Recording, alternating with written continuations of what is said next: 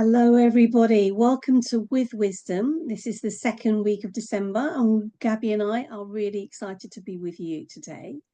We've been talking about what December's been bringing to us in our first episode, notions of stillness and reflection and worrying about stopping the busy mind. We've talked about the cycle of the day with all the elements and reminding ourselves that the element for winter is water. And Gabby's going to take us through an exercise today, and I'm going to be her willing participant. But for any of you who are watching this, you might want to try this yourself. So, Gabby, do I need any paper for this exercise? Well, you are free to have paper if you want to, if you want to capture something of the jewels. I've got a trusty pen and I have some paper. Yeah, you are like me. I have paper all over my house that I can capture the ideas that come from the unspoken world. Which is I think the beautiful thing about winter. We can get more into contact with this world. And what we are going to experience today, we already touched a little bit on that in the last episode about this coming into the sense of our inner sea, inner waters, no? Yes. Well, our whole body is mostly composed by water. Yes. But we are gonna focus ourselves on the lower part of our body, in the near our belly, in our belly, in the lower dantian. The lower dantian, yeah. And you can do it standing or sitting. Today I choose to do it sitting because I feel cozy like I am. So just please feel free to be in whatever position it feels comfortable to you and cozy. And right now I'm going to stay sitting too, if that's okay with you. Perfect. Yeah, please allow yourself to be in whatever space and position you feel. And we will start to come into contact with our sensations in our body, the feet on the ground, maybe the sensations of our clothes and the different temperatures. Maybe, for example, my hands are a little bit colder in comparison with my feet. And we just become aware of our breathing without changing it or modifying it or trying to control it. Just being aware that it's flowing, free, and generous from the air that is surrounding you. And with the breath, then you start to sense in your pelvic floor, your seabed. You imagine you have an ocean inside yourself. And in this ocean, the pelvic floor is your seabed. That deep, traveling deep through your legs, connects with the roots of the earth, with deep earth. And above your pelvic floor, in your belly, you have your waters, your sea. And each inhalation, you feel these waters getting the energy from the earth and also from the sun above. And each exhalation, you feel also maybe the wave. How is your sea? How are your waters? Are they still? Are they moving very much? Is it dark there? Is it clear? Sometimes in the darkness there's a feel of full potential. So take your time to get in contact with that deep waters of the world that are inside yourself.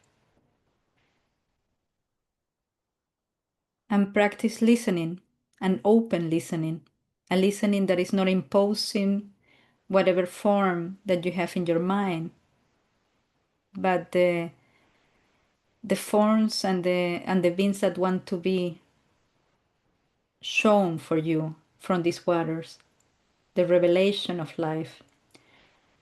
And while you are in this state, I will read a poem that is called Winter's Cloak, to invite you to come in the shelter of winter, in shelter of water, like when we were in our mother's womb.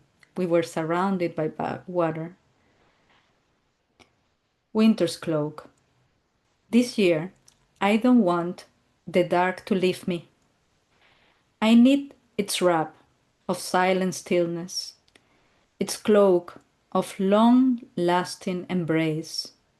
Too much light has pulled me away from the chamber of gestation. Let the dawns come late, let the sunsets arrive early.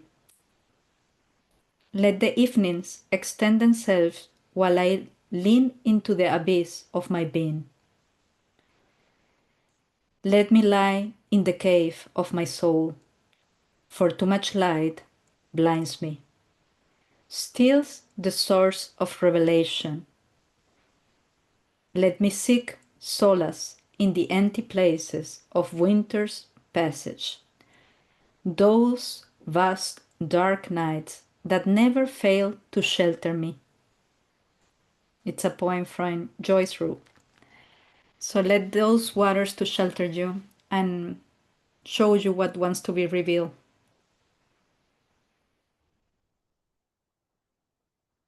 Do you want me to share? If you are feeling to, yeah, you're welcome to share. I had a very, very clear image of an ocean, but there was quite a lot of light in this ocean.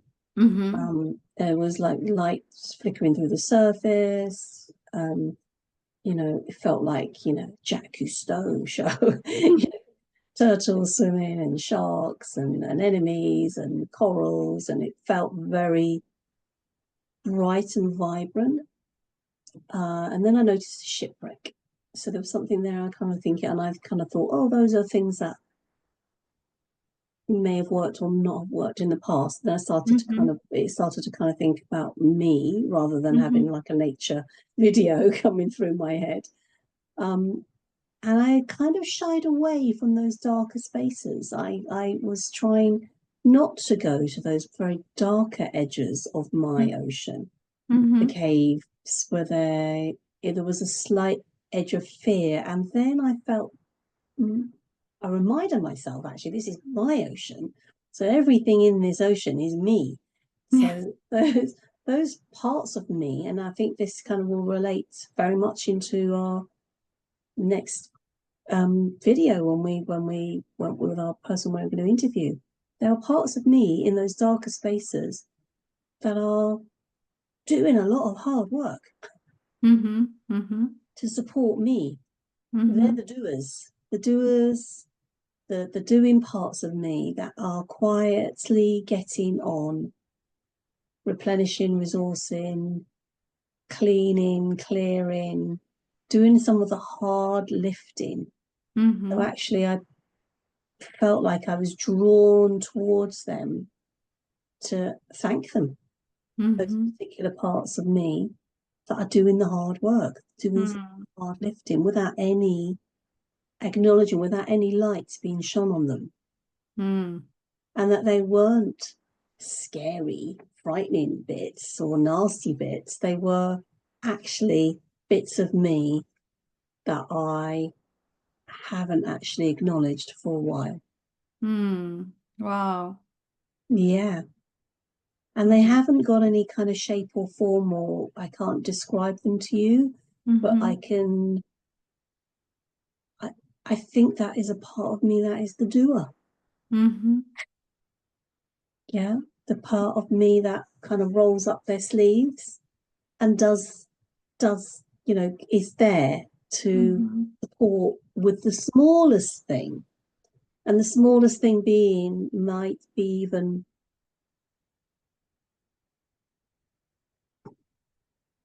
it's very difficult to kind of like, I don't want to put it into a real world situation, but you know, it's doing the stuff that keeps the engine running. And the smallest thing that will support the wider community of where I am, my physical location, which will impact on the huge ripple out to the wider community of the world that I live in. So they're the doers there, they're the parts of me that acknowledge people who are doing good in the world. Yeah. Who shine a bit of a light, the only tiny bit of light that they have, on those people who are doing something to make our world a better place. So that bit of me, or those bits of me that notice others, I wanted to just shine a light on them. Yeah, thank you. Wow, thank you very much, Sam.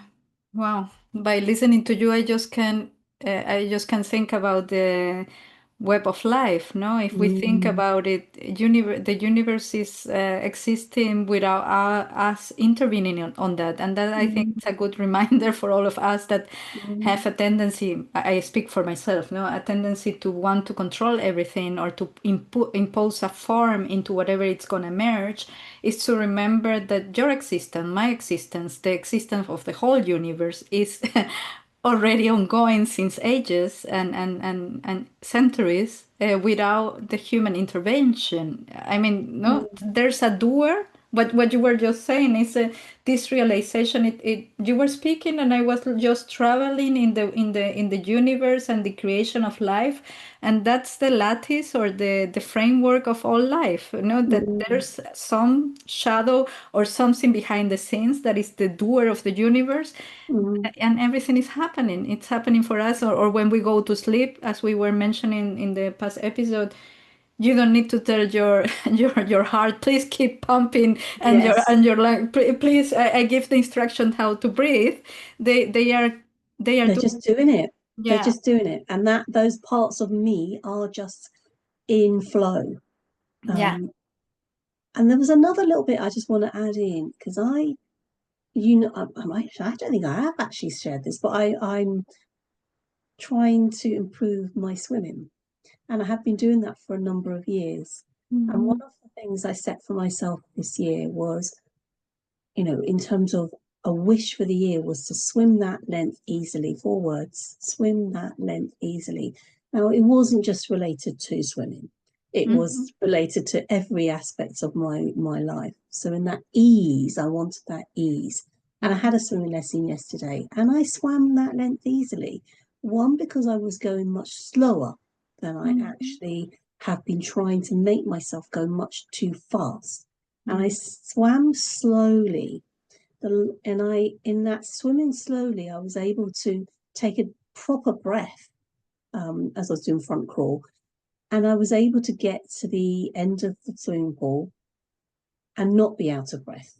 And there was something around when I was in my own personal ocean of feeling the joy of being able to swim that length easily. Yeah. So that's something that I'm celebrating. And I'm also taking into, there's parts of me that have supported me to slow down to do that. Yeah. Oh, so, I celebrate you too. It sounds like you embrace Wu Wei, which is the Taoist view of effortless effort, no? The Wu Wei. And it's actually effortless effort. It's going with that's actually going with the flow of energy. Where is the direction of the energy? It's not that you are not doing anything, it's just you are not imposing. Yes. And I'm not battling against and forcing through. Yeah. Thank you so much, Gabby. Yeah. Thank you. Thanks to you. And I think we say goodbye at this point. And thank you very much for being here with us. This was with Wisdom, Embodying Energy, Embracing Seasons. And just let us know what was it for you, what emerged. If you're feeling too, it's valuable for us to read your comments. And also if you could share it or like it or subscribe, that also will help. Yeah, that'd be wonderful. Yeah. All right. Thank you very much. And bye-bye. See you next time. Bye-bye. Bye.